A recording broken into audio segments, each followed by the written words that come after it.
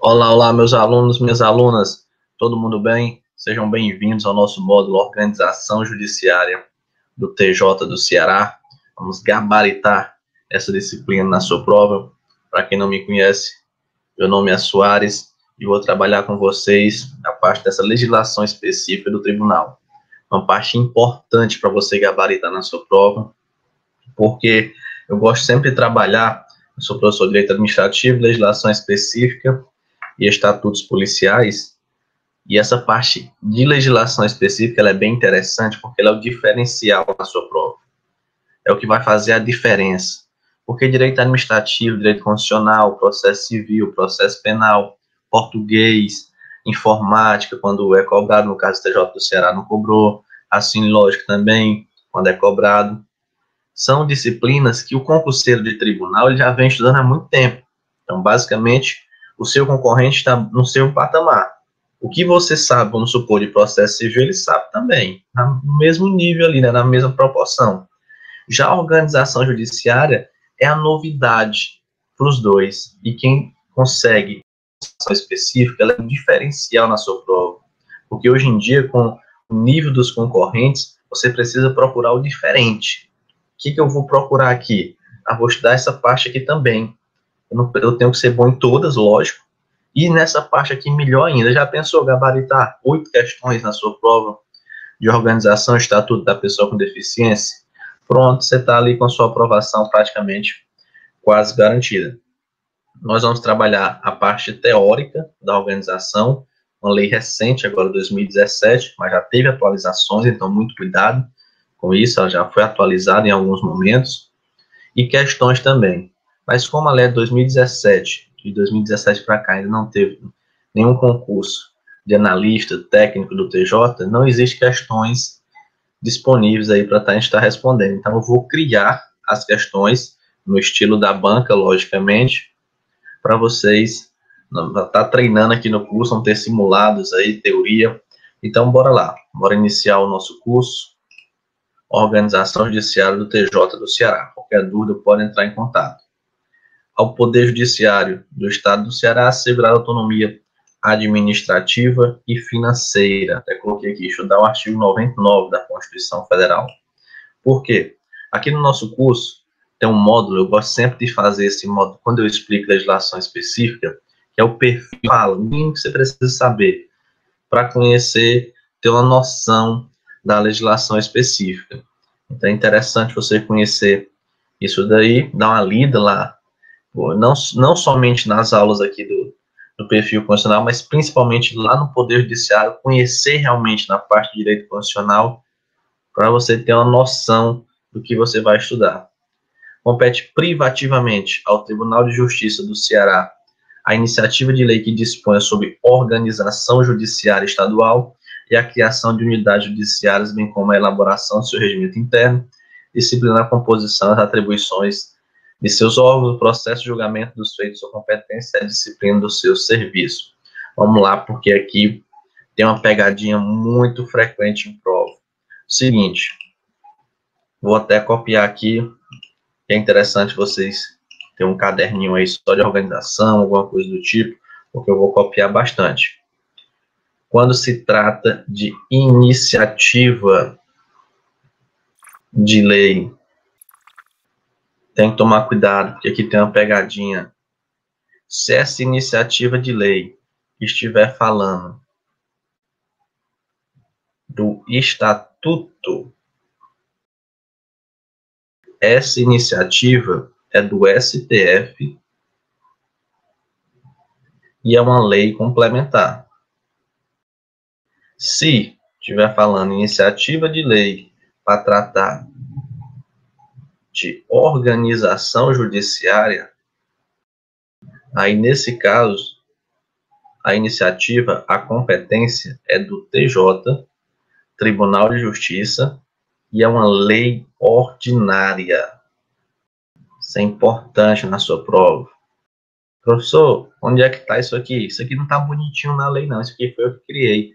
Essa parte do Estatuto da Magistratura, ele está lá na Constituição Federal. E essa parte aqui do TJ está na organização judiciária, realmente, está na própria lei de organização judiciária. Mas já foi cobrado em prova. A própria banca FGV já fez pegadinha, principalmente com essa parte aqui de baixo. Já aqui na organização judiciária, que essa lei é de iniciativa do Tribunal de Justiça e é uma lei ordinária. Então, cuidado com isso daí, como ele fala aqui, compete privativamente ao Tribunal de Justiça do Estado do Ceará a iniciativa de lei que disponha sobre a organização judiciária estadual.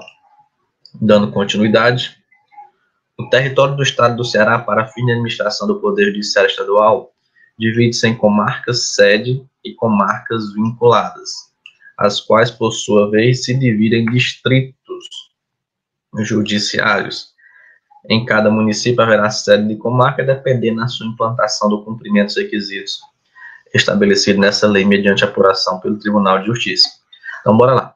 Primeiro eu trago o texto legal para vocês, o texto de lei. Se cair questões, simplesmente cobrando o texto de lei, pronto, está aqui. Vai ter alguns mapas mentais, mas eu bora explicar, principalmente porque é uma legislação nova, né, para quem está começando os estudos. Para quem já estudou outra de outro tribunal, já fica um pouco mais fácil, mas para quem primeira vez está fazendo um concurso tribunal, fica um pouco complicado entender algumas coisas. Essa questão, ele está dizendo, para a organização judiciária, não existe a questão de cidade. O juiz da cidade tal, né, é chamado comarca. O juiz da comarca está relacionado com a comarca, que é a área de jurisdição do magistrado. É ali que ele pode exercer realmente o poder que ele tem, que ele vai exercer suas funções naquela área ali que é a chamada comarca. A comarca, ela pode ser uma comarca sede ou uma comarca vinculada. O que é isso, professor? É bem simples. Nós vamos já estudar quais são esses requisitos. Mas quando é preenchido os requisitos estabelecidos em lei, os requisitos mínimos, pronto, a cidade vira uma comarca, chamada de comarca sede. Mas nem toda cidade, ela tem os requisitos, ela preenche os requisitos. Às vezes a cidade é pequena, quase não tem processo, os habitantes são bem pequenos, o número de eleitores são bem pequenos. Não compensa, é um gasto muito grande eu destinar um juiz titular só para aquela cidade. Você deve conhecer aí uma cidade desse porte, uma cidade bem pequenininha, 5 mil habitantes, 3 mil habitantes. A cidade não tem nem 10 mil habitantes. Lá tudo na paz, não tem confusão, não tem nada. Para que eu vou gastar dinheiro para estar colocando um juiz titular lá com toda uma estrutura? Não precisa. O que eu faço? Então, a organização judiciária do Ceará, ela vai dividir essas cidades em comarca sede, comarca vinculada. Comarca sede, quando é que vai ser? Quando preencher os requisitos mínimos, que eu vou já explicar para vocês quais são. Comarca vinculada, quando não preencheu esses requisitos mínimos. 2 exemplos. A população, às vezes é pequena demais, e processo. O número de processos naquela cidade é muito pequeno, não compensa destinar. Então, bota a comarca vinculada. Por quê? Porque o juiz da comarca sede vai ficar respondendo. Teve um processo aqui na comarca vinculada. Vou colocar aqui cidades aqui, a cidade X e a cidade Y. X é a comarca sede, Y é a comarca vinculada. E apareceu um processo. Opa, apareceu aqui um processo na comarca vinculada. O juiz da comarca sede, ele vai responder por isso daqui. Ele vai julgar esse processo. Então, a cidade não fica sem juiz. Ela simplesmente fica vinculada, a comarca fica vinculada a outra comarca, no caso chamado de comarca sede. Outra coisa interessante que eu preciso explicar antes de iniciar a matéria é a diferença de instância de entrância. Instância, quando o juiz faz o concurso, ele é chamado juiz estadual substituto. O juiz estadual, ele está no primeiro grau. primeira instância, primeiro grau de jurisdição. Ele está na primeira instância. É o primeiro momento, quando você, eu quero entrar com processo. Não é eu processar fulano, vou fazer isso, vou fazer aquilo. Qual é a primeira instância? Onde é que você vai buscar? Você vai buscar o juiz estadual. Você não vai processar alguém, a depender se a pessoa tiver um foro privilegiado, mas como regra, você não vai processar alguém e já vai, vou logo no STF, vou logo no TJ, vou logo no STJ processar essa pessoa. Eu falei, a não ser que ela tenha um foro privilegiado, já comece o processo por lá. Mas como regra, se a pessoa não tiver nenhum foro privilegiado, você vai começar pelo juiz, que é a primeira instância. Você não vai começar logo lá por cima. Então, a primeira instância é o juiz estadual. Pronto, perdeu, o juiz disse, não, tá errado isso daqui. Ou então, a outra pessoa, você ganhou, a outra pessoa quer recorrer. Aí vai recorrer para a segunda, é o Tribunal de Justiça, é o TJ. E aqui, vai subindo aqui, tem os tribunais superiores, que aqui entra o STJ, até o STF, que é a instância máxima do Poder Judiciário. Entrância está relacionado com a comarca que o juiz trabalha. Falando assim no popular, com a cidade, mas o correto é comarca. Entrância, o juiz ele está aqui na primeira instância, ele não sai da primeira instância. E essa questão de entrância, pode existir a comarca de entrância inicial, comarca de entrância intermediária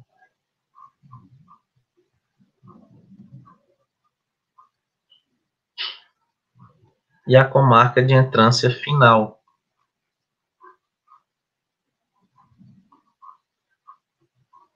Mas todas as três em entrância aqui, o juiz está na primeira instância. Ele está aqui, é o juiz estadual. Não existe a questão de entrância no TJ. Não existe. Quando ele entra para o TJ, ele vira desembargador, acabou. Não lá. Depois eu explico a parte jurídica. Porque primeiro eu preciso que você entenda, tenha uma noção para depois explicar o jurídico. Não posso chegar aqui já explicando de uma forma jurídica se você não entender como é que funciona na prática. Comarca de entrância inicial é como se fosse uma cidade pequena. Cidadezinha, uma população pequena, que tem poucos processos, é uma comarca de entrância inicial. O juiz está começando a carreira dele ali, a comarca de entrância inicial. Comarca de entrância intermediária já é como se fosse uma cidade, mais ou menos, cidadezinha já tem um portezinho melhor. E comarca de entrância final é a capital, no caso Fortaleza, Teresina, e cidades também de grande porte, a depender da população. Então, o juiz ele pode ficar, estou na comarca de entrância inicial, quero ir para uma comarca de entrância intermediária, vai aumentar a remuneração dele, logicamente, entrância final, depois ele vai subindo na carreira aí, como nós vamos estudar depois. Só lembrando que o juiz, quando ele faz o concurso, ele fica 2 anos no chamado estágio probatório para adquirir a vitaliciedade dele. Nesse período, ele é chamado de juiz substituto. O juiz, ele fica com esse nome, juiz substituto, até o momento que ele se torna titular de uma comarca, que, como regra, deve acontecer logo após a ida de titular da comarca de entrância inicial, por exemplo. Aí, pronto, ele perde esse nome de juiz substituto. Mas quando ele faz o concurso, até ele ser titular em uma comarca, ele recebe esse nome de juiz substituto. Lembrar essa garantia dos magistrados, que é a vitaliciedade, que é diferente da estabilidade. A vitaliciedade é adquirida após 2 anos. Depois que a pessoa adquire a vitaliciedade, ela só perde o cargo por sentença judicial transitada em julgado. Antes dos 2 anos, quando o juiz ele entra em exercício, até completar 2 anos, ele pode perder o cargo dele por decisão do Tribunal de Justiça. Nesse período ele não tem a vitaliciedade ainda. Depois que passa os 2 anos, é que ele adquire a vitaliciedade e só perde o cargo dele por sentença judicial transitada em julgado. Olha aqui os requisitos. São requisitos para implantação de comarcas. Para poder dizer que é comarca sede, aqui sim, aqui virou uma comarca. São 3 requisitos que vão ser utilizados e muito no nosso curso, que é população, eleitorado e a demanda, os processos. O eleitorado, memorize, por quê? Porque não muda nunca. O eleitorado é sempre o mesmo percentual. Você vai perceber aqui, população muda e a quantidade de processo também. Então, para dizer, não, isso aqui é 10 mil habitantes, não, acabou, comarca vinculada. Porque aqui na lei de organização judiciária, diz que é uma população mínima de 15 mil habitantes. Eleitorado não inferior a 60% de sua população. Cuidado, porque isso daqui numa questão texto de lei pode causar uma confusão, porque ele poderia dizer o seguinte, eleitorado superior a 60%. Pronto. Teria dito a mesma coisa, mas de uma forma mais fácil. Mas ele quis complicar. E disse eleitorado não inferior a 60%. Então, quer dizer o quê? Que o número de eleitores daquela comarca tem que ser superior a 60% da quantidade de habitantes. Professor, me explica isso daí, eu não estou conseguindo visualizar. Explico sim. Vamos supor, só diminuir aqui. Uma cidade que tenha 20 mil habitantes. Ela pode se tornar comarca pela quantidade de habitantes, sim. Mas a cidade, ela tem 10 mil eleitores. 10 mil eleitores, 50% da população. Nesse caso, pode? Não. Vai virar comarca? Não. Porque o eleitorado dessa cidade aqui é inferior a 60% da população. E não pode. Então, muito cuidado com isso. Eu tenho que analisar a população, a quantidade de habitantes e a quantidade de eleitores também. Não é somente a quantidade de habitantes. Nessa cidade aqui, o número de eleitores tinha que ser superior a 12 mil. Aí sim, 12 mil eleitores, que dá 60%, espero que sim, que eu fiz esse cálculo aqui na hora. Mas 6 vezes 2, 12. Se fosse 10, era 6 mil, né? Multiplica por 2. 12 mil habitantes para cima. Aí sim, aí ok. Aqui preencheria o requisito de população e eleitorado. Ainda tem outro, ainda tem um terceiro. Mas quanto à população e eleitorado, ok. Mas quando o eleitorado for inferior, estiver abaixo aqui de 60% da quantidade de habitantes, pronto, não vai poder se tornar comarca. Então, memorize a questão do eleitorado, porque é a mesma coisa você vai ver para a comarca de entrância intermediária, entrância final. Então, é interessante você já memorizar a população. Haver registrado média anual de casos novos, processos novos aí, podemos dizer assim, situações novas, né? Confusões novas, considerando o triênio anterior, os 3 últimos anos. Cuidado que a banca pode trocar triênio por biênio, uma pegadinha muito grande. Considerando o triênio anterior da implantação, igual ou superior a 50% daquela registrada por juiz no âmbito do Poder Judiciário do Estado do Ceará. Então, essa comarca, ela está querendo virar comarca sede, não quer? Sim, está querendo virar comarca sede. Mas ela não já era comarca vinculada? Sim, ela já era comarca vinculada. Não tinha processo lá? Tinha processo. Quem estava respondendo? O juiz da comarca sede. Beleza, mas era um processo uma vez perdido.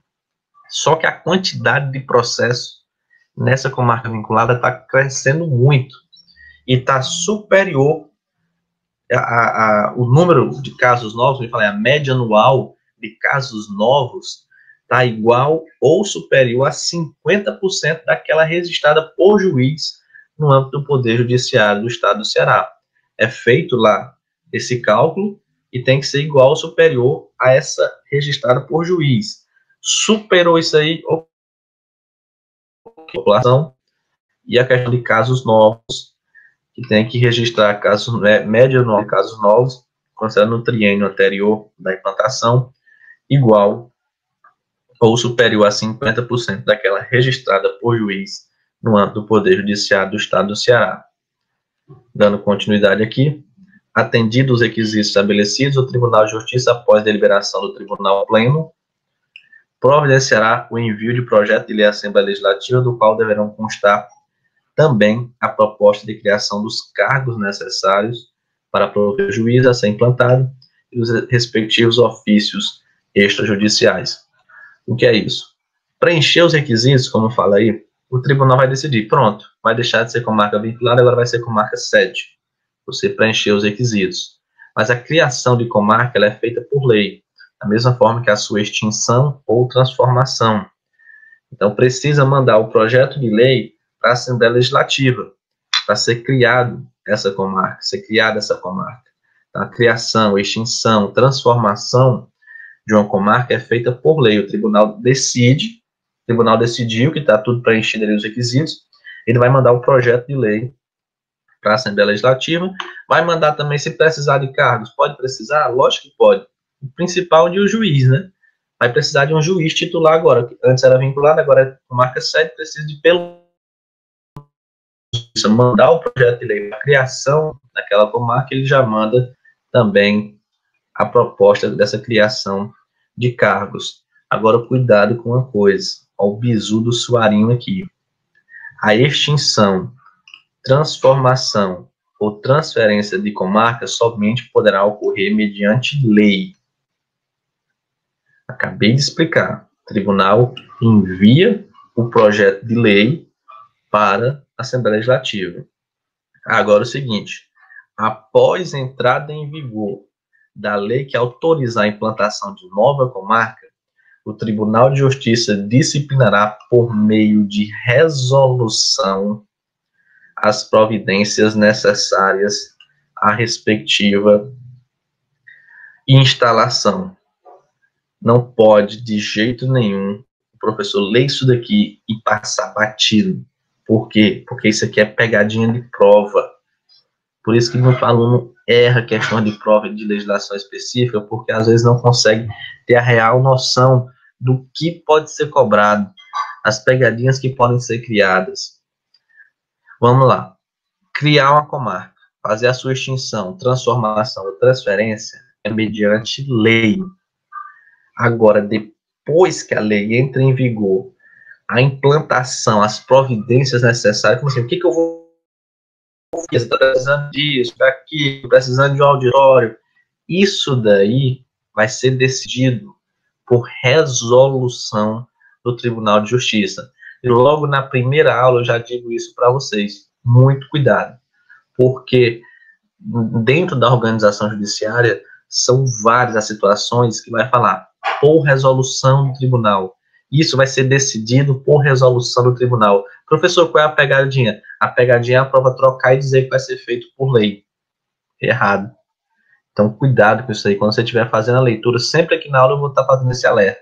Mas quando você estiver fazendo a leitura em casa também, visualizou, opa, resolução do TJ, você já puxa lá, bota atenção, porque a banca pode trocar por lei, né? Então, muito cuidado com esse bizu aqui. E com isso, a gente finaliza a primeira aula, dividir em várias partes aí, para não ficar muito cansativo, como é muito denso o conteúdo. Então, na próxima aula, vamos começar com zonas judiciárias. Depois também vamos explicar a questão de comarca, como é que a comarca passa de comarca inicial para comarca intermediária, enfim. Então, esses requisitos, vocês precisam memorizar. Tem um mapa mental que eu fiz que eu vou passar para vocês na próxima aula. Como eu falei, qualquer dúvida, pode entrar em contato. Um forte abraço e bons estudos.